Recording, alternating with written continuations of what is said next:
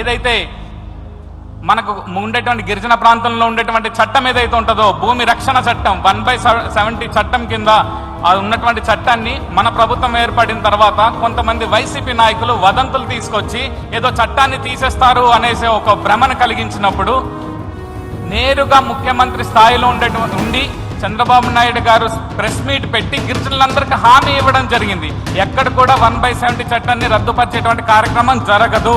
1/70 చట్టం ఇంతకంటే ముందు కంటే కూడా పటిష్టంగా అమలు చేస్తామని చెప్పి హామీ ఇవ్వడం జరిగింది.